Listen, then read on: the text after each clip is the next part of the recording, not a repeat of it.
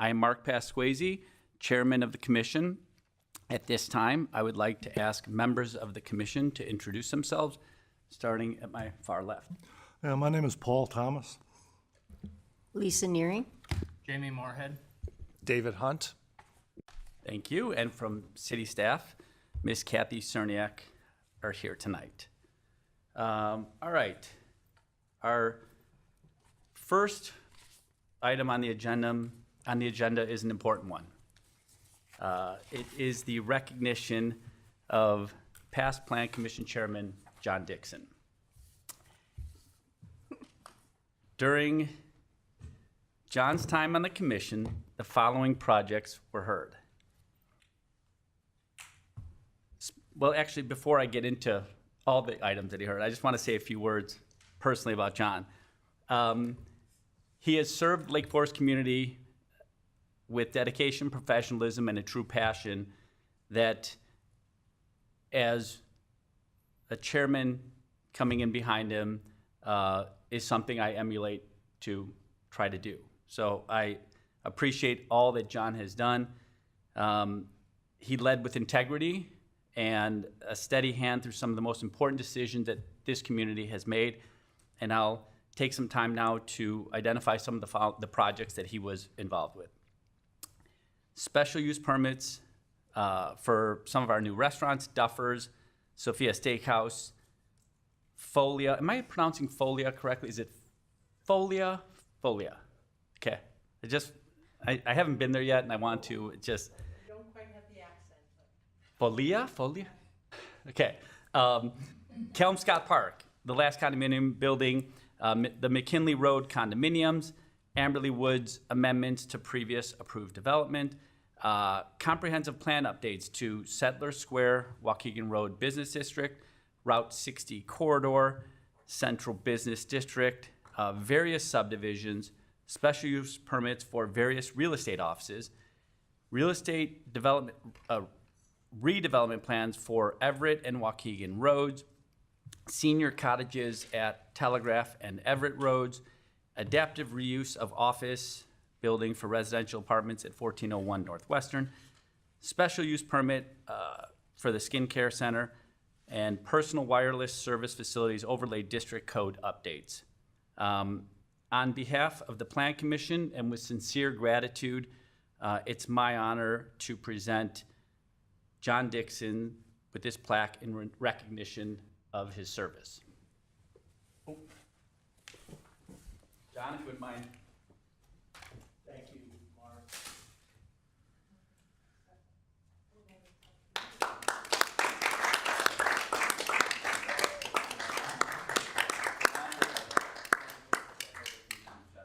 Thank you so much, Mark. Appreciate it. Best of luck to you guys.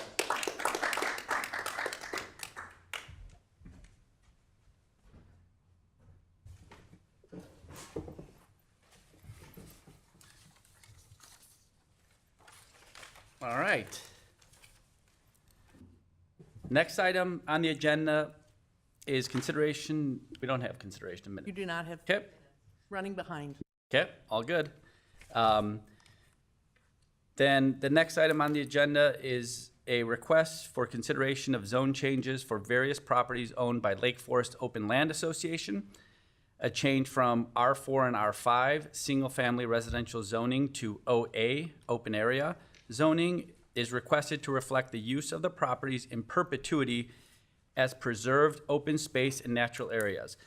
The properties proposed for rezoning are listed below and illustrated on maps, including the Plan Commission packet. They are Middle Fork vicinity parcels, Hawk Meadow parcel, Derwin Mar Chandler Additions, Carruthers Nature Preserve, and Lot 10 Whitehall, a portion of it.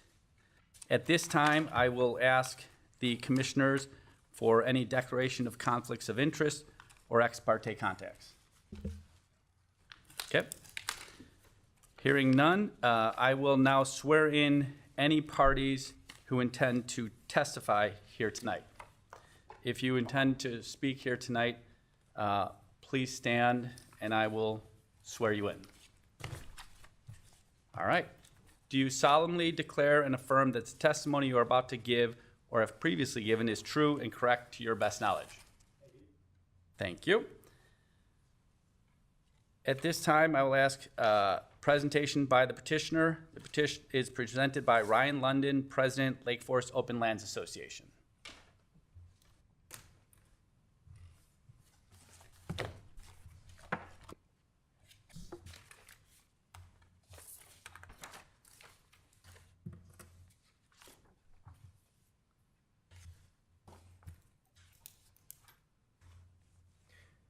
Good evening, Chairman Pasquesi and fellow commissioners. I wanted to share my sincere appreciation for dedicated volunteers like yourselves that steward our community values, and I truly appreciate it. Also wanted to give some appreciation for the staff who did such a good job making this packet together that I'm using it for my slideshow this evening, and also wanted to share appreciation for several neighbors of the preserves that have reached out, both in written correspondence and phone calls. Got a phone call from a neighbor on Broadsmore right on my way out the office this evening who wanted to share their appreciation. So thank you for reaching out, all of you. We're going to go through this slide deck. I want to quickly share kind of the start of this conversation really started with the preservation of what we are calling Hawk Meadow, the 23 acres at the very north end of this slide deck. This was a parcel that was one of the few remaining crown jewels along the Middle Fork and became available for acquisition for Lake Forest Open Lands just last fall. And so in the process of working on the rezoning of that parcel to open space, I noticed there was quite a few other open space parcels that are already, some of them been in service as public nature preserves for decades. Were not accurately reflected in the zoning map for the city. So we went through and identified several others that have been acquired as far back as 1998 with the southern Middle Fork parcels. That middle parcel there in the corner where it says Middle Fork, that little northwest corner, I always like to point out, that was actually the very first parcel protected in the whole entire Middle Fork Valley in 1979. And that really spurred a series of commissions, volunteer commissions like yourselves, that studied the Middle Fork, that orchestrated the various studies, spurred several other commissions like the Middle Fork Greenway Initiative, and a many decades long process that ultimately led to this wonderful complex of ecology and open space in the Middle Fork Elawa Farm. So actually just this week, Lake Forest Open Lands debuted a history panel at the trailhead that documents that and is actually in honor of John Lillard, who really spearheaded a lot of those conversations. And so the Middle Fork parcel was mostly protected in 1998, and the rest of these were between 2008 and 2021. So this, as you know, is the Middle Fork Nature Preserve where we have our trails. I'll go through the rest of these. This parcel here is actually two donations from the Chandler family. The very north tax parcel was donated in 2008, and then that south portion, so the north one, acreage-wise, and I'll go back, excuse me, just the total acres for Middle Fork is nearly 75 acres. It's 23 with Hawk Meadow, and then 49 for the rest of those Middle Fork parcels. It's 4 different tax parcels. These two combined are, the north one is about 2.9 acres, the south one is 1.5. The south one was donated in 2021. This is lot 10, I believe, in the Wesley Preserve at Wesley subdivision. Now it's known as the Carruthers Nature Preserve, and we just had a dedication 2 weeks ago out there. It was lovely. This is roughly about 17 acres where we just opened new trails and boardwalks. And then the last one here is the open space portion of lot 10, Whitehall. This was originally 4.4 acres with a little home site up on Broadsmore, or Whitehall Lane, excuse me.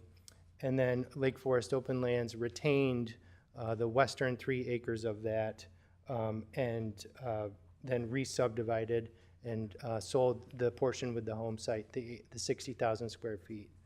I think that covers all of our parcels.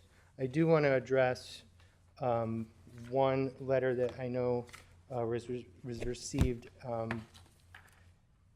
yesterday, I believe, regarding the Lot 10 Whitehall Meadows rezoning. I just want to make a couple key points after reading this. It's my opinion that I don't agree that this letter accurately reflects the restrictions within that subdivision. The city approved subdivision for the 60,000 square feet, which is consistent with the R4 zoning for the entire Whitehall subdivision. Not only complied with all applicable requirements outlined in the plat of subdivision, the code's covenants, restrictions, and the bylaws, but it complied with the ordinance that allowed that subdivision. I don't think that this letter should have an impact on whether this zoning change meets the criteria for rezoning this open space. I actually believe that by rezoning this as open space, it supports the restrictions in the covenants for the subdivision. And I'm going to read paragraph 4 from those CCRs. Paragraph 4 is as follows.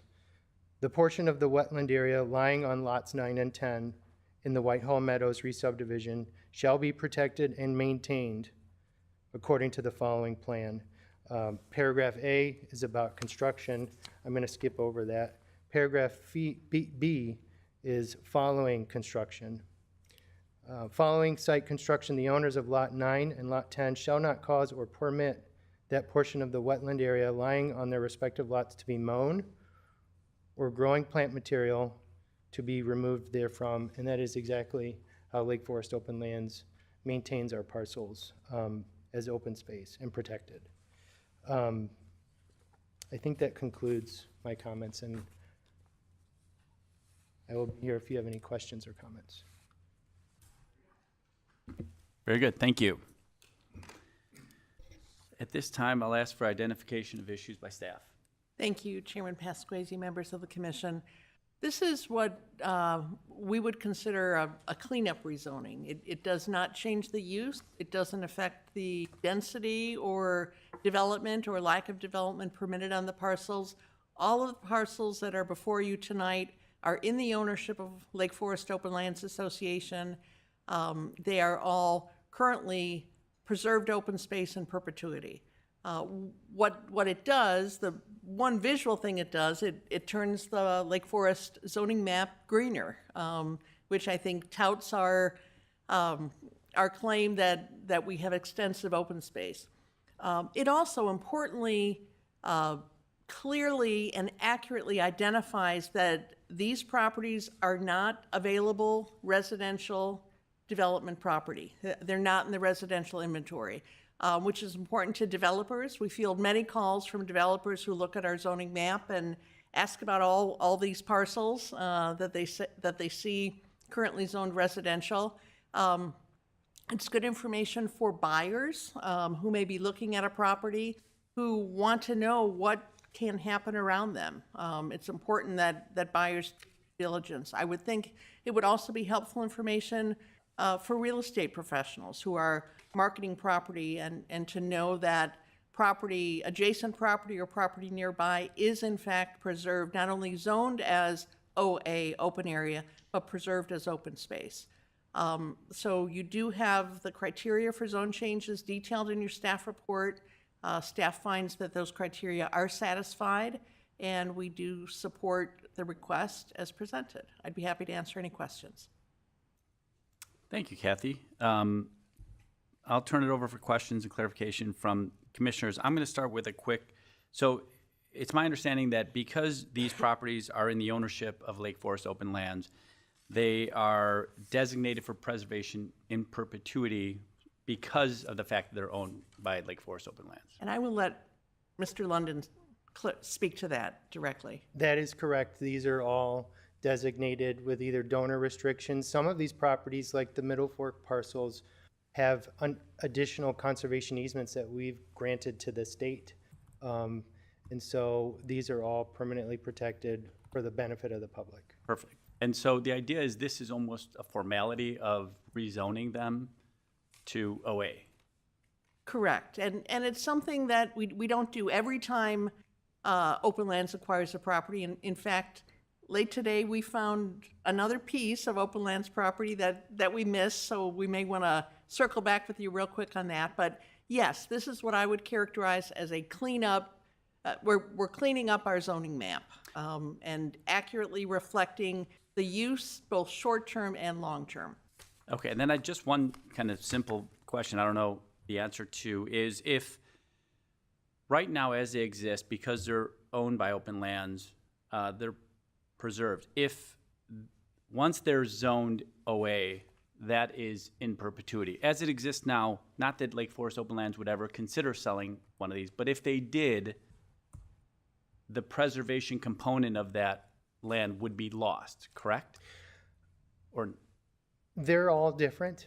Okay. I think, I'm pretty sure the Middle Fork parcels, the Carruthers, part of the Wesley Preserve on Wesley, those do have restrictions within, the subdivision covenants on them being open space.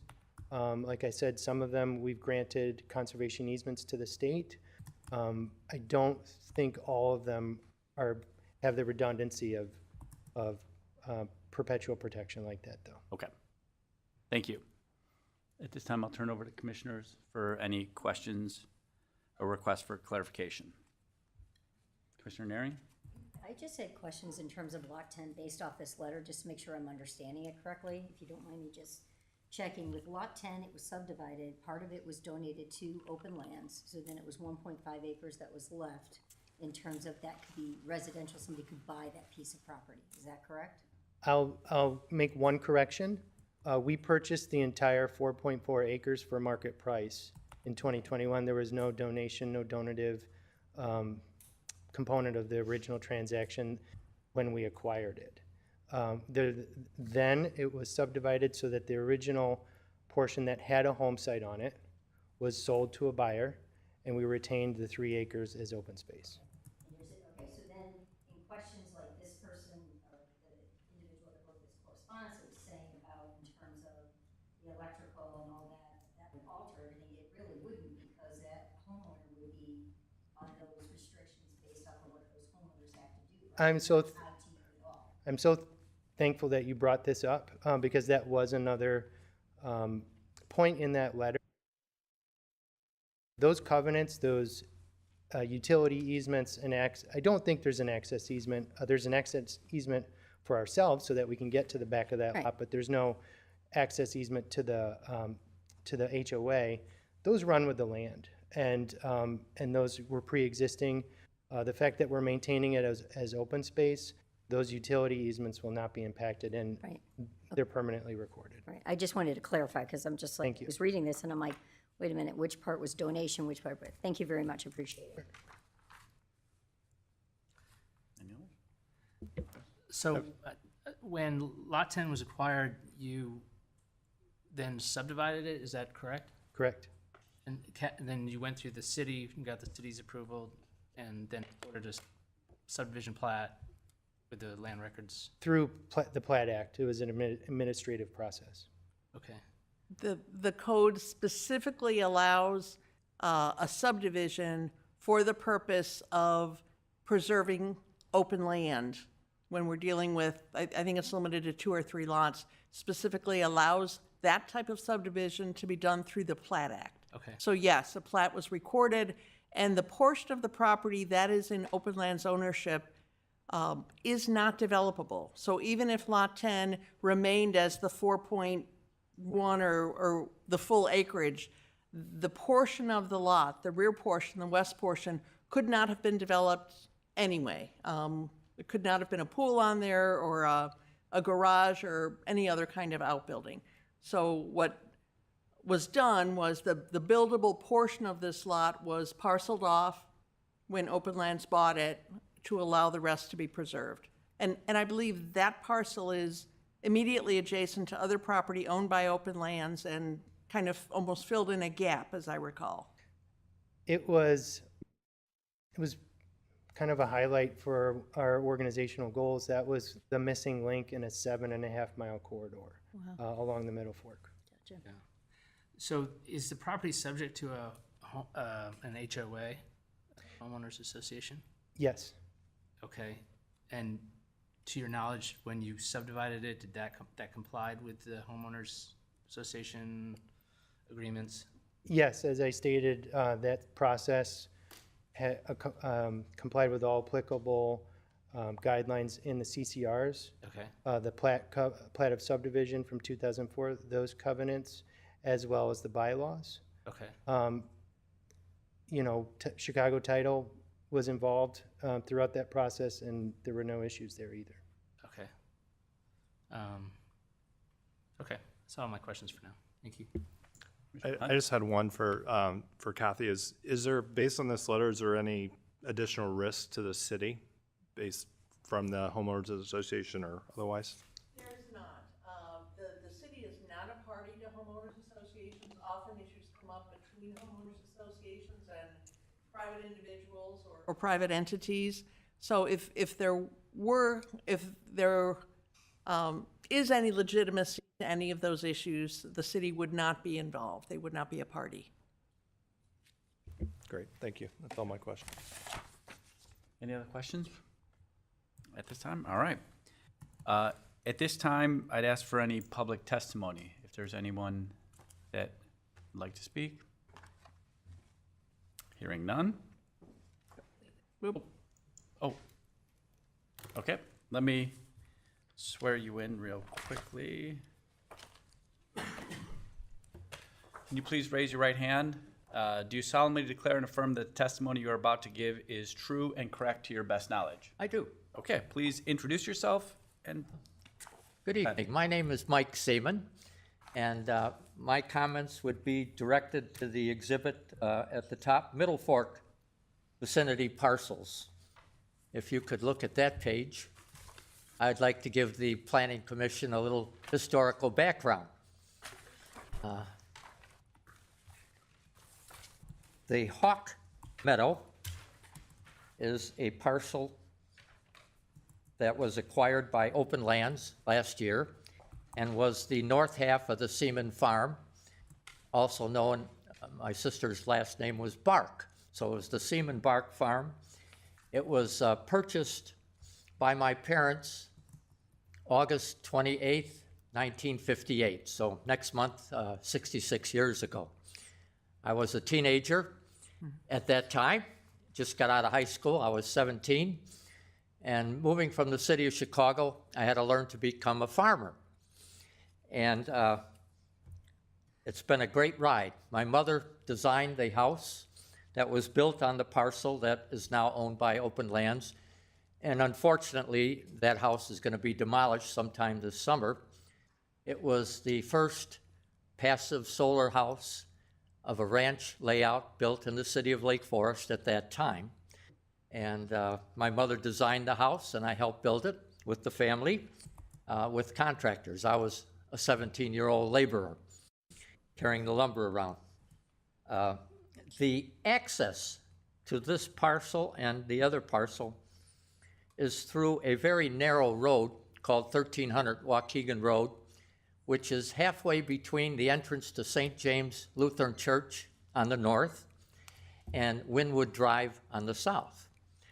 And it's only a 25-foot strip of land, and the blacktop road on it is about 14 feet in width.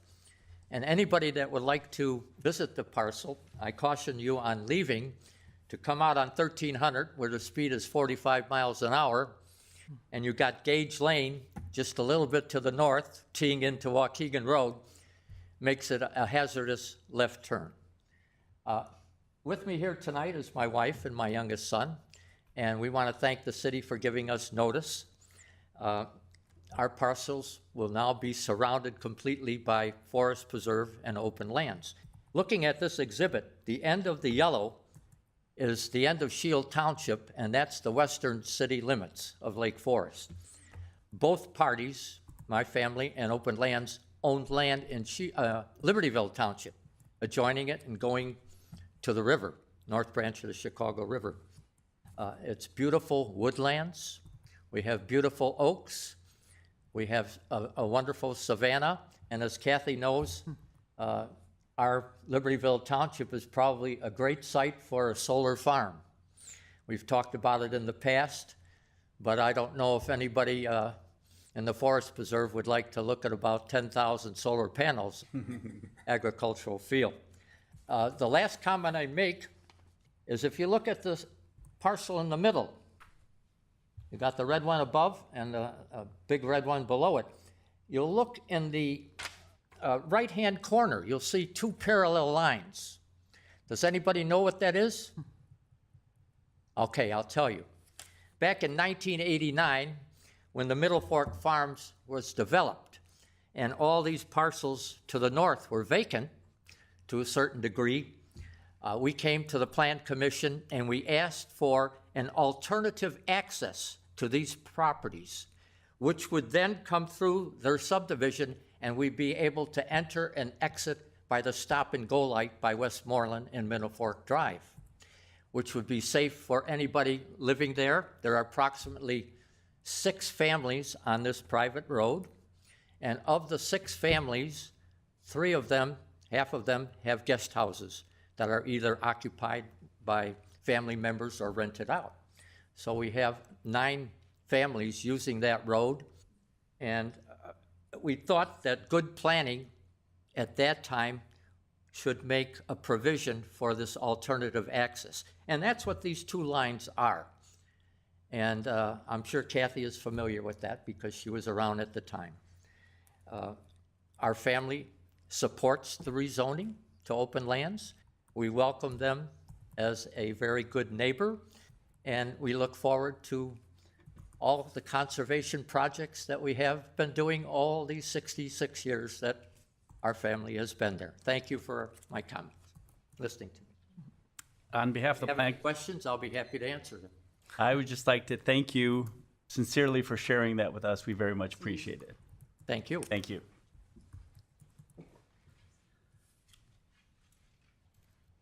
All right, final questions from Commissioner to petitioner or to staff?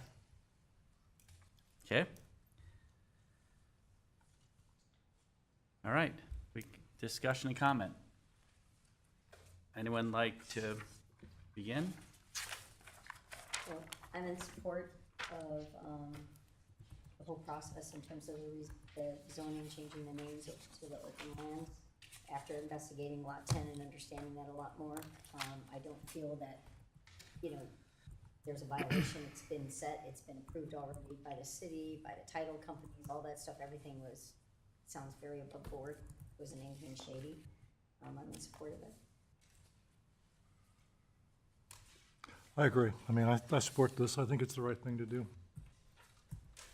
I agree. The open area zone is a good use of land in Lake Forest, so I'd be supportive of it. If for some reason the conservation, preservation aspects of it went away down, 100 years from now, it always could be rezoned to something else. Not saying that'll ever happen, but it could. So it's not, we're not, there's still functionality with the property if we need to go in that direction. With respect to the Whitehall subdivision, it sounds like if there is a potential cause of action that's related to the subdivision in the HOA, which is a private matter, not related to this rezoning. So I'd be comfortable moving forward, even though there are people are raising an issue. The only thing I would suggest for consideration is if the petitioner wanted to move forward with the other properties, but continue the Whitehall, so they would have an opportunity to maybe talk with council about it. I'd be fine continuing it, but as it is, that I'd be comfortable approving it all. Commissioner Hunt? Nothing further that hasn't already been said. It all makes sense to me, and Kathy addressed my main concern around any sort of risk to the city. Very good. At this point, I'd look for a motion. So moved. Motion to recommend the approval of the changes of the zoning for Lake Forest Open Lands Association from R4 to R5, the single-family resident districts to OA open area district. Thank you, Commissioner Naring, for specifying that. I appreciate that. That's very well. I need a second. Second. All right. All in favor? Aye. Aye. Any opposed? All right. Motion passed. All right. At this time, we'll give the opportunity for the public to address the Plan Commission on matters not on the agenda. Hearing none.